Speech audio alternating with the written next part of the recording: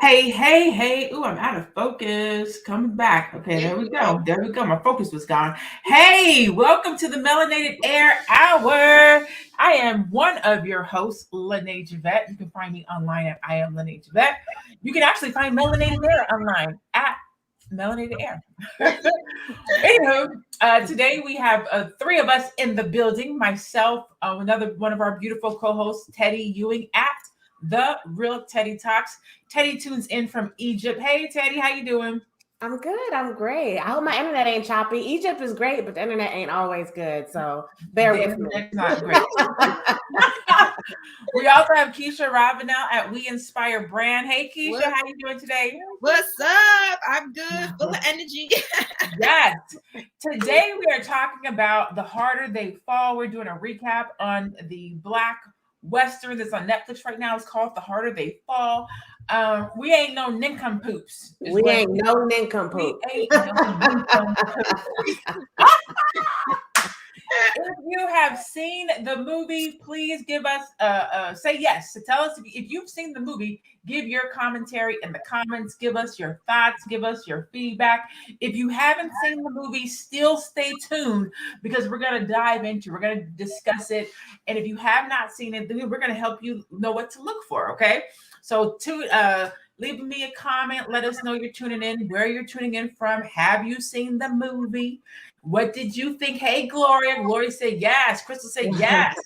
March said, let me throw these comments up here. March said it was excellent. Gloria said yes, she has seen it. Crystal said yes, she has seen it. All y'all got Netflix. Okay. I'm like, I need to give me a streaming service so I can get these people to come check it out. Manisha said yes. Carla said B1, yes. Remy Rain says love the movie. Nicole said I've already watched it 3 times. Loved it. Crystal says I thought it was awesome. Manissa Spragg is okay. I said it how I thought you would have said it. I think that's what you would have said. Gloria said I loved it. Denise said yes, girl, yes. So we've all seen it. So I'm gonna go around the room and let you guys give me your commentary. Keisha, I think you were one of the last ones to see it when we first decided to have the conversation. You hadn't seen it yet. So what were your thoughts and takeaways from the movie? I literally just saw it. Like I watched it like early this morning, and then I fell back to sleep. So I was like, oh my God, I gotta finish watching this movie before Melanated Air. So then I woke up, I was like, all right, let me finish watching it. And it was really good. I really enjoyed it. I enjoyed just like the Black cast, right? Like, so I'm always here for a Black cast. And then I was telling my friends, I was just like, you know, I never like really looked at Lakeith Stanfield like that, but like he was giving like swag and wait, who's Lakeith Stanfield? Was that Nat Love? No, Nat Love. I know his name. He was the one that was on Idris Elba's team. He was on. Yeah. Right? I know who you're talking about. Yeah. What was the question? He's the dude from Get Out. Yes, exactly. Yes. I was like, oh, because I stand me a man that is confident. So he was just doing that. Cherokee Bill. Thank you, Nicole. Yes, thank you. So I feel like he stood out for me. And then, of course, the Black women, right? Like, we were, like, doing the damn thing in that movie. Like, it's like, listen, we roll with it, too. Like, you know, Regina King, she came with it, like, with that. It's just, I feel like everybody in it, like, of course, they had their own separate sides, but everybody brought that confidence. Like, look, like, I am that presence, right? Like, I'm here to take what is mine, to get, I know Teddy mentioned revenge in our chat, to get that revenge, to do, and I feel like it was revenge, like, all around, like, from Nat to with Idris Elba's character. Y'all gotta excuse me. Rufus Bucks. Rufus. Yeah, Rufus. Yes. Rufus. Like I said, I just saw it this morning, like, literally. I don't know, like, all of their names and stuff, but, like, I really did enjoy it, especially the end. So I'm not going to give any spoilers. I don't think we're doing spoilers, but no spoilers. Yeah, we can talk about it without telling the end, I think. Yes. So that revenge, and then for me, things make sense when I know someone's history. Like I was just talking about, this with someone, and I was just like, when you know someone's history and you know what they've gone through, like what they do and how they move makes sense. So not that it excuses behavior, but it makes you go, oh, I see why they were behaving in that way. And that's what it brought up for me at the end. Yeah. What about you, Teddy? I really loved it. I watched it 1.5 times. I needed to, and uh-oh. We're gonna do church finger for you. Church finger, it ain't working. If I cut out too much, I just sit and listen like I be doing. But I loved it from the beginning to the end. There's so much. You have to watch it more than once because you're missing things along the way. But I saw Black love. I saw generational curses.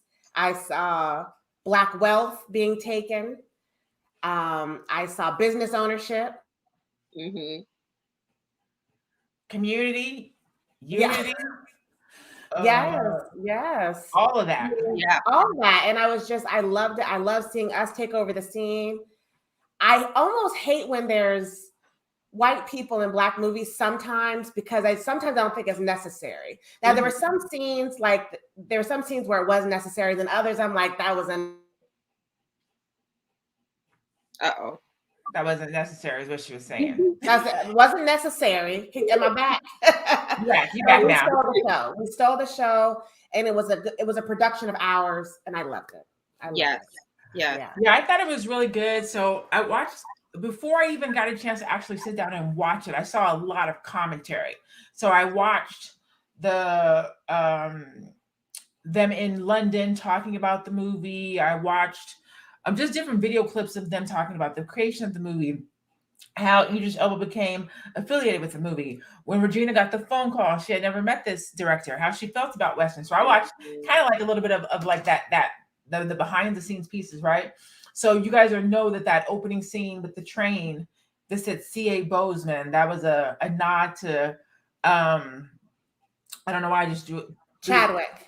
Thank you. I just like that. It was a nod to Chadwick Boseman. So I thought that was super fresh to have his name on that train. Oh. I love that Regina said that she wasn't really into Westerns. She's never done a Western. She didn't even really watch Westerns or grow up with Westerns. Right. But she said if Westerns had been done like this, I probably would have watched more Westerns.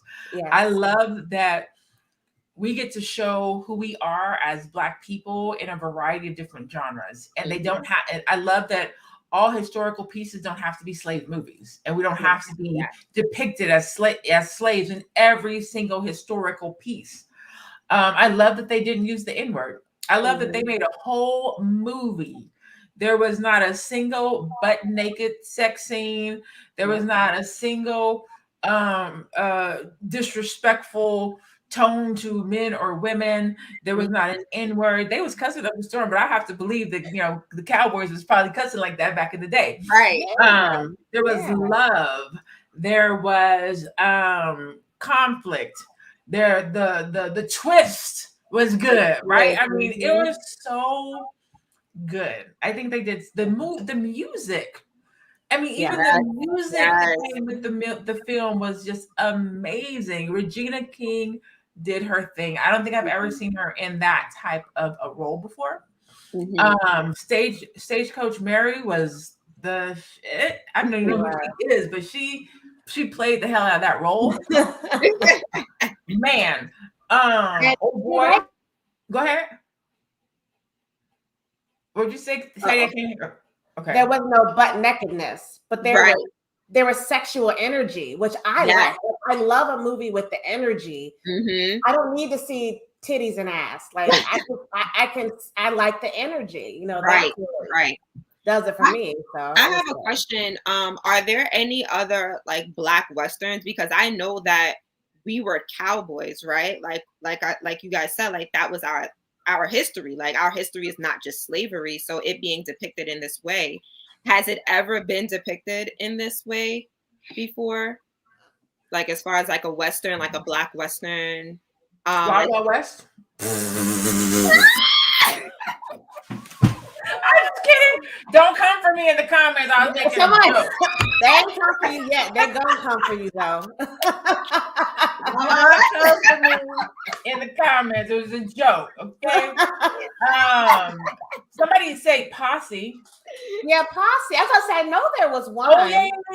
I remember that movie. That was Mario Van Peebles, right? That's it. You're gonna make me Google it because I remember it vaguely. But yeah, it was Mario Van Peebles, Sally Richardson. I remember that. I think that's the movie that they're talking about. Okay, I never saw it. That was you a little bit younger. That was my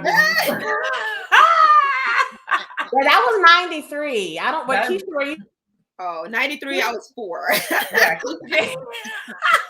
He was hardly on this earth. Like, right. She might have been in the room when it was being played, but she wouldn't remember. Right. But it was, it was so nice. One of the things, me and my son talk about this all the time. I love watching Black movies. Well, we already know I'm B1. We know I love watching Black movies, but sometimes it's very difficult to get younger kids to watch historical movies because the younger generation, they don't want to see slavery. They don't want to see Black people being beat. It's very hard and difficult as this next generation comes up to get history into them. Now, I know that this piece was not a historical piece from the perspective of the characters were real. Mm-hmm. But the incidents and the storyline is not, right? Yeah, so we know that Kuti was real. We know that Bill Pickett was real. I go to the Bill Pickett rodeo every single year. It meant so much to me that they made him a part of this film. So it's cool that a younger generation can see a film. And by younger, I'm not talking about 4-year-olds, right? I know they had a lot of cussing in, but my son's 21. So me and my son watched it together. And he was like, oh, this is a good movie. I could watch historical movies like this. Again, I know there wasn't history in it, but Hollywood, Black Hollywood should be thinking about ways to create more films that tell our story that aren't just slavery stories. We've done more than just been slaves. We've invented things, we've produced things, we've led the charge on things like for Harriet. That was a dope movie. I think they did a good job with that. Even though it was a slave movie, they still did a really good job about keeping it uplifting and empowering. But we have to start telling more of our story in a positive light so that we can keep the interest and the storytelling going on for the next generation. I know that everything wasn't good, and I'm not saying that. I'm not saying that we have to hide the stories from our great grandkids and our grandchildren. They need to know these things, but every movie can't be Django. Right. Exactly. You know what I'm saying? It doesn't need to be. It doesn't need to be. Nicole Reeves in the comments said there's a lot of talk about how the actors and actresses didn't look like the real life Westerners. For example, Mary Fields didn't look like the actual Mary. And also Rufus Buck was not an outlaw in real life. So like, do you guys have like any comments about that in regards to like them not looking like the actual real life people? So go ahead, Teddy. I was just gonna say it's like art imitating life. It's, as Lene said, it doesn't have to be. Don't get. All right, so I have to keep reminding you guys that Teddy is in Egypt. Sometimes her internet is spot on, and sometimes it's not. Sometimes she's having one of those spotty days, but normally if it does it again, I'll stop. But how many times has Cleopatra been depicted as a white woman? Like, that's not real. Never, ever. I mean, I'm glad that they were depicted as Black women, and not somebody. Yeah. So we gotta roll with it. Yeah. Sorry. I'm trying to block this user. My apologies. Yeah, it's a catch-22. It really is a catch-22 because I watched a lot of interviews and I watched a lot of interviews, and I remember Aegis was talking about the real Rufus Buck. I think he's like 5'7", pale skin. You know what I'm saying? Mm-hmm. And he was talking about or maybe it was the Nat Love game. I can't remember which one of them it was, but somebody was like 5'7", very fair skin, and everybody in his gang was about that height, right? Mm-hmm. And so when we're looking at something like a Western, who's real people but not real stories, I think we can play around with the characters, right? It's fun. We want to see people that we know, like, and trust, and that we love. And so it made the Western cool. But when we go to tell somebody's life story, like a Nina Simone or a Cleopatra or this, that, or the third, we do want there to be some likeness. Like, we want it to be realistic. We want to be able to relate. So I think it's a catch-22. I think producers and directors have to use artistic creativity to make the best choice about the representation, because we can't decide to make a Prince movie and have Wesley Snipes play Prince. That's not going to be funny. That's not going to be cool, right? At that point, we have to say, okay, artistic creativity, you went the wrong direction, right? But a Western movie, I think it's okay. Yeah. And there was a comment over here I wanted to read, and I didn't get a chance to. Somebody said they didn't think, for me, when they went into the white bank, Regina King's character, she wanted the money was a withdrawal. That actually was not Regina's character. That was Kuti. Cuddy's character. Yes. That was a deep moment when she walked into that all white bank and asked for money, and everybody just started laughing at her. Like, that was a little bit intense. Like, right. And that goes to Teddy's piece. She was like, well, I don't understand why we had to even have that scene in there, but you kind of have to, because there's so much to break apart. They had to go to the white community to get the $10,000 because that was the only bank that would have that kind of money in it. And then Black people can go to that kind of a bank to do business. I mean, there's a lot of different things you can break down from this movie. We're not going that deep into it, but there are, elements to the movie that we could break down. But that's something that probably realistically was happening at that time. Right. I'm looking for the comment. Cynthia, it was missing a lot of substance to me. It felt rushed and incomplete. Did you guys think it felt rushed and incomplete? I didn't pick up. And for me, I know I'm going to have to watch it again, but it didn't feel rushed and incomplete. I would love to hear more, Cynthia, about why you think that. I think that it kept me interested the whole time. So that was a good thing.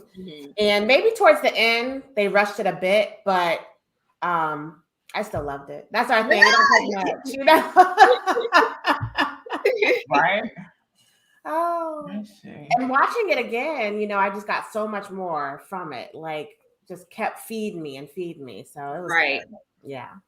Yes. Let me see. I'm looking through the comments. Melissa said it was very up to date with our times, now and later times, pulling in our age, great and to enjoy and relate. March said, I'm ready for sequels and prequel spinoffs too. We need more films like this. The end was great. I'm curious about her comment as far as substance is concerned. So if I were to, we're talking about breaking down the movie from a substance standpoint, I think they did a good job. So when you think, and everybody has their own perspective on what is considered substance, right? So when we think about giving the background, the opening scene, first of all, the opening scene left me speechless. I'm not gonna tell y'all what it is. If you haven't seen it, I don't want to take it away from you.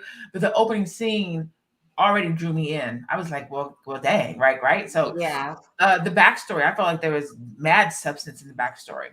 Yeah. Not only that, the whole time I'm watching the film, I'm like, why did he do that? Like, you literally watch the film through the whole film. Like, why did he do that? Why did he do that? Yeah. You're trying to figure out what the tension is. And then at the end, I knew it. As soon as you started telling the story, I knew it. I was like, oh. I was like, boom. And my son was like, what? I was like, watch. And then when he got there, I was like, that's it. That's it. I think they did a good job, at least for me, in making you think that it was something else, right? So for me, I thought it was one thing, like why he did what he did in the beginning. And I was just like, oh, he must have, and I don't want to give away spoilers, but he must have whatever. Yeah. So this is the reason why he did what he did. And then at the end, it's like, oh, that's why he did what he did, So like, I think they did a good job at like just keeping that, like, I don't want to say suspenseful, because I had already made up my mind, like, oh, that's why he did that. Right. And then at the end it switched. It's like, whoa, I didn't expect that. And I'm usually really good at like determining those type of things. So it was like a real shocker for me. That goes back to that whole revenge conversation, though, because revenge fueled both characters. Yep. Their adult life, you know, it fueled them. Yeah. And there has to be more. And that's why I liked Mary's character, because she was a businesswoman. And that was her fuel, right? Did I cut out? No, you're right. You're right. You show you right, as the seasoned saints would say. Show you right. Yeah. Mary's character was fueled by business, and Regina King's character, I can't remember her name. She was Trudy. fueled. Trudy. For the Trudy. She was fueled for the people. She wanted to save the town. She wanted to give the people something. So everyone had their you know, their fuel, what they were going after in different ways. Yeah. Yes. Yeah. I'm gonna read this I'm gonna read this right here. B1 Vanessa says, I like how it wasn't Mary, it was Trudy. I like how Trudy shot the conductor before he said the N-word. That was hilarious. He said she shot him, and he was like, you don't know what he was gonna say. He could have said Nincompoops. He made it. We ain't no Nincompoops. I can't wait to tell somebody that. Say the N-word. Say it. We ain't no Nincompoops. And you know, I love the story she told about her sister. Trudy told about her sister. I love it. And it's like Here we go. Sacrifice and love. So somebody said, do you think there's going to be a part 2? At the very end, does anyone else think there may be a second part? Man, so we don't want to give away everything for people who haven't seen it. So we can't say what happened. But it did leave me feeling like in some kind of way, but there's going to be a second one. Right. The little cliffhanger at the end. It's like, it could be or not. Right. So I think it could definitely go either way. They left room for if it was a hit, they can come back. Yeah. Exactly. I don't know how though. Touch on Teddy's point about like the revenge fueling them. It also shaped them, right, to be who they were, like who they grew up as. So had those particular events, right, not happen in their lives, then they wouldn't really be, I mean, they could have entered that lifestyle, but would they have? You know, so I think it's important to note, like, just these events that shape our lives and create who we are today. I think that'll preach. I think that'll preach in real life. I think you know, with who we are and what we do as a business coach, as a business strategist, I'm looking at everything and trying to pull life out of it, right? And literally what you said will preach. We as human beings, as men and women, we walk around with a lot of revenge. We are fueled by revenge or trauma. It doesn't have to be revenge. It could also be trauma. And you guys have heard me tell this story before, and or maybe not, but you guys know I used to be a dancer. I've told that story before. Well, who I am today is very much shaped by that, right? I got off my path, started dancing, hanging out with the wrong people, doing the wrong things. And because of that, I've worked 55 bazillion times as hard to make sure I've distanced myself from that. And so now, you know, bachelor's degree, master's degree, PhD, house, successful coach. Like it doesn't matter what it is. Trauma, stress, something bad happening to you, revenge, these things fuel who we are and how we shape ourselves going forward.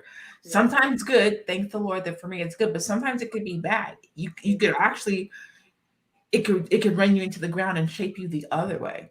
Right. But that's real life. Though things that happen to us in our past, in our youth, things we've seen, things we've experienced, losses, abuse, lack of confidence, those things shape how we turn out and who we're going to be and how we pursue things in life, in real life. You know what I mean? Definitely. Someone said they would definitely love to see a prequel. So that would be awesome. Yeah. See a prequel. Capturing the years after the opening scene to where what happens to Rufus Buck and his unfortunate or unfortunate. Oh, yeah. So that time between that time to this time, how did he become who he is? That would be good. Yeah. Yeah. Vanessa says, I cried about the little sister story, but knew Trudy slit that girl's throat. Things you do for love. Yes. Nicole says, can I say it? No, you can't say it. We don't want to ruin it for the people who haven't seen the movie.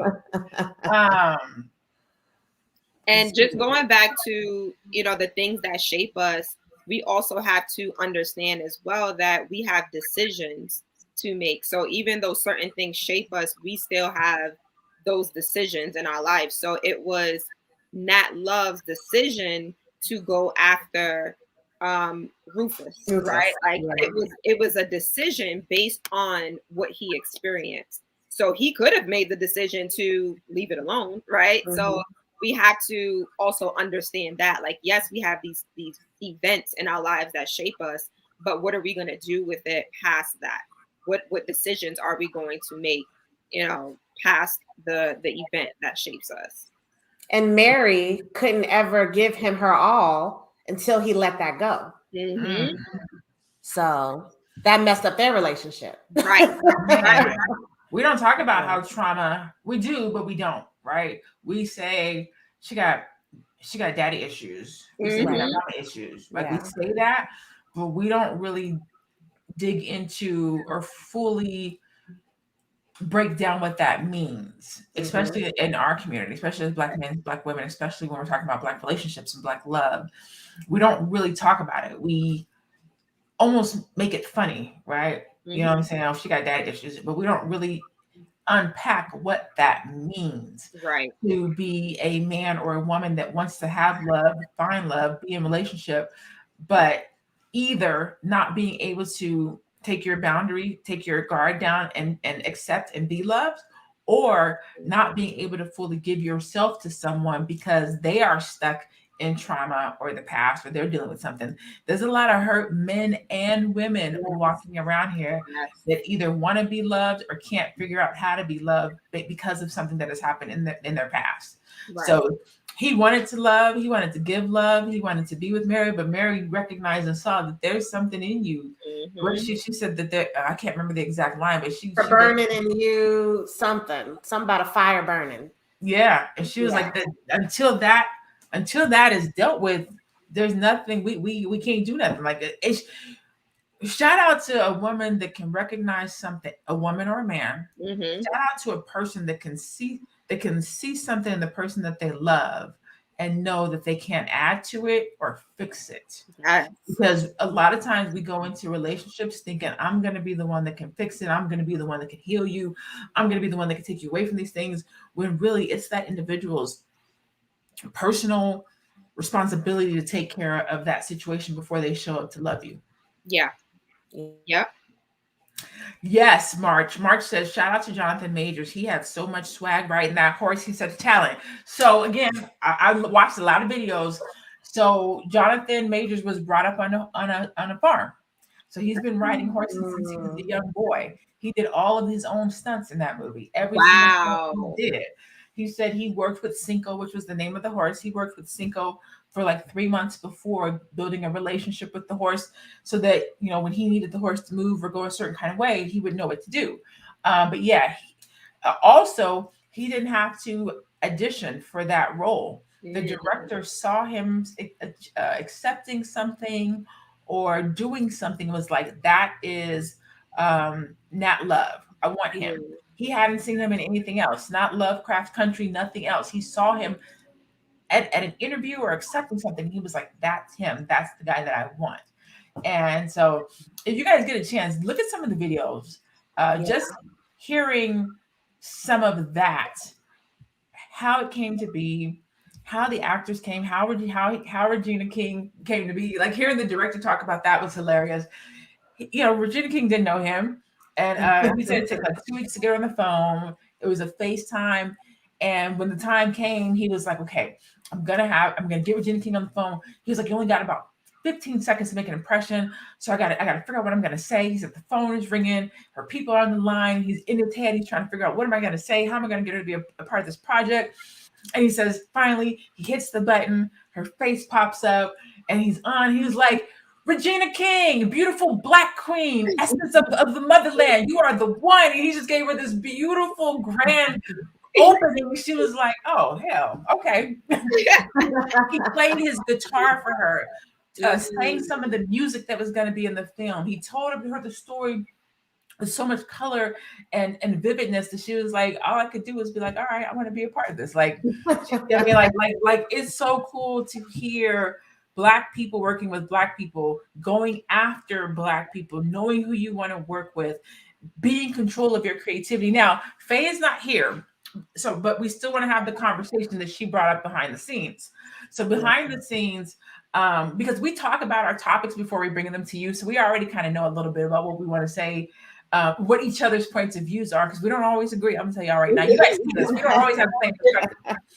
And so one of the things that Faye brought up was, is it a Black film if there's white money attached to it, or a white writer, if you will? Right. So Jeymes Samuel, which I think is the director's name, the producer's name, he co-wrote this film with another gentleman named, I think it was Yakin. And so I'll ask this question, right?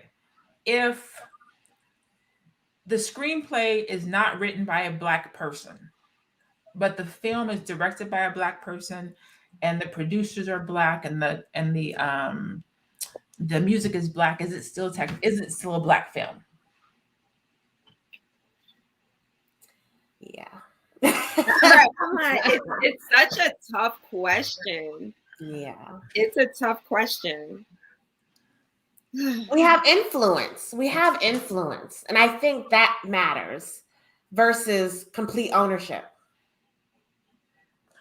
Now, I want to make sure that I say this correctly. This in particular film, it is James's film. Okay, he co-wrote it, so he didn't take a screenplay from somebody else and produce it. He actually was a writer on the film. He co-wrote it with somebody, but he is the producer, the director, and he scored the music. Okay, so he did literally everything, but he did have a co-writer. Now, he's backed by Jay-Z. I forget the Lasseter gentleman's name, who's Will Smith's business partner. So when I'm looking at the executive producers and the people who are back in the film, the majority of them are Black, some are white. It's Hollywood, so you have to get the others in there. So the question is it Black when others are involved? I'm gonna let you guys answer. I have a perspective. In the comments, I want you guys to answer too. I have my own perspective, but I want to see what you guys say before sometimes I feel like I just be on here swallowing up the air. I think for me, it depends on who controls what happens. So who is controlling the narrative, who benefits the most from the film. So I think if it is a Black person that benefits most from it, that is in control of what is being put out there, the story that is being put out there, because we know Hollywood is famous for like telling our story, right? So if it is us telling our story, if it is a Black person telling a story, putting this narrative out there, benefiting from it, controlling it, then I would say that it's a Black film. Okay. Yeah. I'm afraid I'm a cut off, but I would have to agree. I mean, I think that things can be touched by other ethnicities and still be Black. But like you said, who benefits from it? Whose vision was it? And did they maintain that integrity through the whole process? And if they did, then yes, then it's our film still, even though it had outside hands touching it. Right. I concur. I like what that's me said. At this point, it has to be because none of us are fully funding our films. I have the same view with Black-owned businesses. A lot of times people say you can't only do business with Black-owned businesses, and that's very true. But there is literally, I have this philosophy that even if it's not a Black-owned business, I just feel like a Black hand needs to be in the transaction, right? And because we know you can't get a Mac. I have this beautiful Mac computer. Apple makes Mac. There's no Black man at the top of Apple. There's nothing I can do about getting this Mac and making it Black-owned. What I can do is go to an electronics store that's Black-owned and buy my Mac from him. Mhm. What I can do is when something breaks down with my Mac, go to a Black computer store to let them facilitate getting it repaired. Exactly. So I try to just make sure, even if it's not a Black owned business, if the product is not Black, if you will, I try to make sure there's a Black hand in the transaction, right? Mhm. We don't own State Farm insurance, Right. but my car needs to be insured. So I will use a Black agent. You know what I'm saying? So to your guys' point, like we don't own Hollywood. Like we don't. Right. And we don't have billions of dollars. And so in order to get a project funded, we have to go outside sometimes to get that done. But to Teddy's point, as long as we maintain our integrity, our vision is executed properly, as long as those things happen, it's still a Black film. It's still a a lot of Black folks got a check. There's a lot of producers. Our interests were seen in a positive light. Like to me, that's a Black film. Everything was well. Did some white folks get paid too? Yes, they always are. Right. They always are. Yeah. And I feel like that also, this is a conversation I had, I don't remember who I had it with, but it was like a couple weeks ago. So I signed up for like a mentor type, it was like a class, like a course I signed up for. So yes, even us business coaches, we still take courses, guys, just to put that out there. So I signed up for a course and it wasn't a Black business. It was a white business. It was a white woman. And someone asked me like, oh, like, I see that you're doing this course, like, or, you know, you told me about this course, like, is it someone Black? And I'm like, no, it's actually not someone Black, because this is a skill that I wanted and I couldn't find someone Black that had that skill. So I had to go to someone that had the skill, and I just so happened to pay someone white. But guess what? I was able to get that information. My clients are Black. So I was able to get that information and now pour it into my community. So that's what's important to me. Like, where are we getting this information? A lot of us, well, I didn't, but like a lot of us went to like white schools, right? Like PWIs. So does that mean that you're not Black if you're still for the Black community? Like if you're still looking to uplift your community? No, right? So I would say as long as you are doing what you need to do for the Black community, for me, I'm gonna get the information any way I need to get the information in order to help my business grow and then help my clients' businesses grow. That segues me just a quick. I hope I don't cut out when I say it. On the film, there were some misconceptions that everyone was playing by the same rules. And to this point, we can't make up our own rules. We have to play by the rules of the framework of where we are, right? And get what you need to further and grow yourself, your community, your business, your family.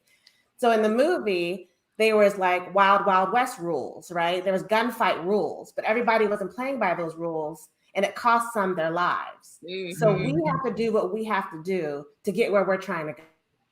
Right. Absolutely. We don't necessarily want to touch.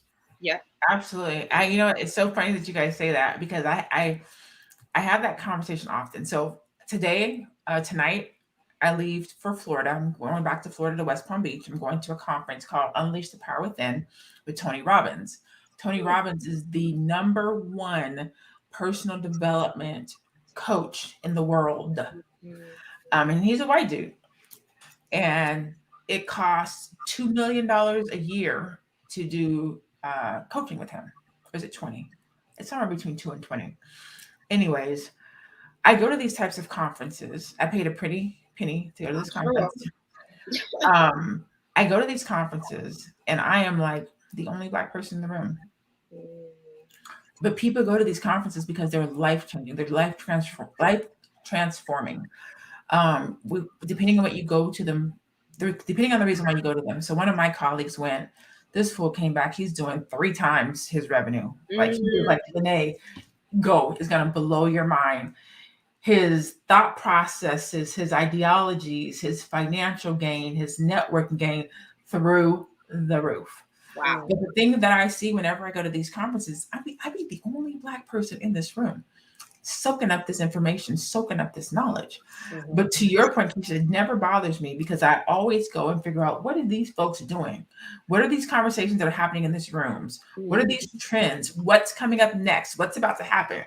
And you go and you soak it up, and you come back and you bring it back to the community.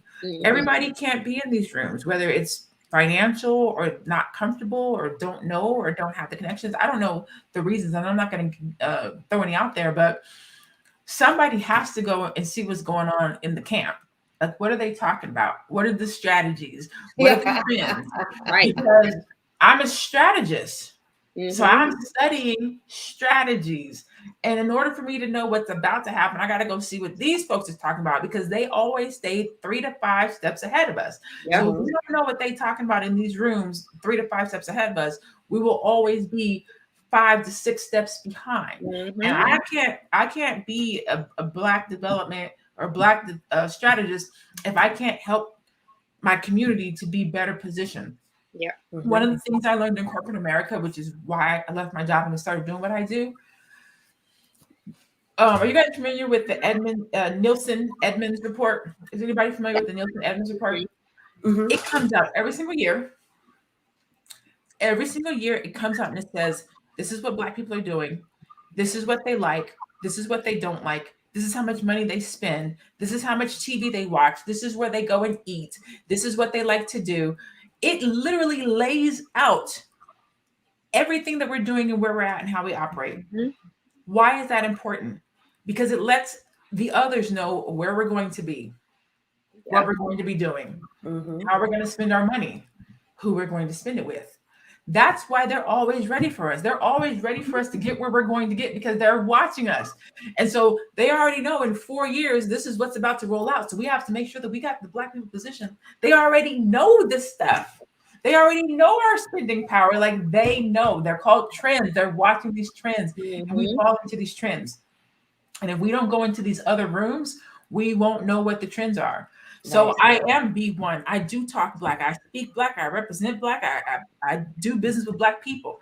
But I go and get the information from the other people to make sure that we know what the hell is going on, so that we are armed and properly prepared to play these games. Because if you aren't in the rooms where the games are being played and the rules are being laid out, you won't know how to play the game. That's right.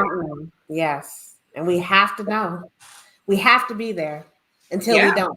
Exactly. Until we don't. Until you can build your own table. Yes. You know what I'm saying? Play your own game.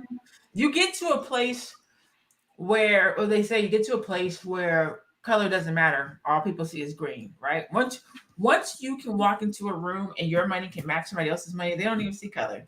Like, I don't even know if this is a true statement. It's not a true statement, but it's kind of a true statement. Tyler can probably write more of his checks and have way more creative control, even though his creative control is whack, but whatever. He probably could sit at a table and have a different conversation today, being a billionaire with his own studio, than he could 5, 6, 7, 8, 9, 10 years ago, right? Same with Oprah. I don't necessarily think that they exercise these rights like they could. Let me get a $1 billion in my own studio. Let me tell y'all what's happening in these conversations. Let me tell you who ain't gonna be in my films, okay? Let me tell you who ain't gonna be in my films. So that's all I always say. There's more to the story I don't know about, because we ain't sitting at that table yet. we got you to where you are. Right. You were playing the Chitlin circuit. But we ain't. That's a whole conversation right there. You know, so but anyway. that goes into control, right? So just because you have a certain amount of money, that don't mean that you have control. That control, that power, that's something different. People think, I get this money and I'm gonna have this, and shit. They still answering to somebody. You better believe it. Somebody's still cutting them checks. Time and time again. I always tell people, do you want to be Shaq or do you want to be the man that writes check? Right. It's still cool to be Tyler. Don't get me wrong. It would still be cool to be Tyler. But somebody is signing Tyler's checks. Right. You gotta still go to MGM. So anyways, that's our conversation today. We ain't nincompoops. We ain't no nincompoop. We ain't nincompoops. We ain't nincompoops. That's gonna be my thing for like. Y'all gonna see me hear me saying that all the time. I ain't no nincompoop. Chanel's not here today, but I'm representing her today. My mix with melanin and God. Yes. I woke up and it was cold in Arizona this morning. I also have a t-shirt from Keisha that says "I am enough." I have to wear that another day. Yes, today is my dress down day. too. Apparently, y'all see, I'm fidgeting because I feel like I'm super dressed down, but it is what it is, y'all. You're cute. Thank you. I'm like, I feel so dressed down today, but I'm comfortable. I love a dress down. I'm traveling tonight, so I'm like, look, y'all gonna get travel today. Traveling clothes. But we just wanted to come to you guys and talk to you guys about the harder they fall. We wanted to just make sure that we added our commentary to this conversation, to this very on time, much needed, beautiful piece of work, piece of art that is highlighting us in a beautiful manner. It was just a great movie. And so we would thank you guys so much for joining us for this conversation. Do you guys want to any final words before we sign out? If you haven't seen the movie, do watch it a couple of times and let us know what you think. I think that's what she was going to say. Yeah. For me, I will go watch it again, and I'm sure we won't have another broadcast on it, but I'll watch it again and I'll let these ladies know what I think. You know, I'm sure I'll pick up on some more when I watch it again. Yeah. Yes. Please make sure you go find us online and support us. You can catch me on Instagram at I am Lene Javette. You can find Teddy at The Real Teddy Talks, and Keisha Ravenel is at We Inspire Brand. This is the Melanated Air Hour. We do this every Tuesday and Thursday at 2:00 p.m. Eastern. For this 1 hour, we shower your airways with melanin. A lot of times we're talking about things that are happening in the world from a business perspective. I am a business development strategist and coach. Teddy is an exit strategist, so she can help you if you're looking to exit that corporate world. And Keisha is a t-shirt business coach. So if you're looking to start a business from a t-shirt perspective, she can help you do that. So we come on every Tuesday and Thursday and talk about what's happening in the world from a business perspective. Professional ladies, check us out. Go follow us. Go support us. We will see you guys on Thursday. If you're watching this live, we'll see you on Thursday. If you're watching this on the replay, you can see us anytime. Go check us out online. We're on YouTube. You can check us out online, there, which means you can see us any day of the week. Yeah. We love you. Go out and be blessed and be one. Bye.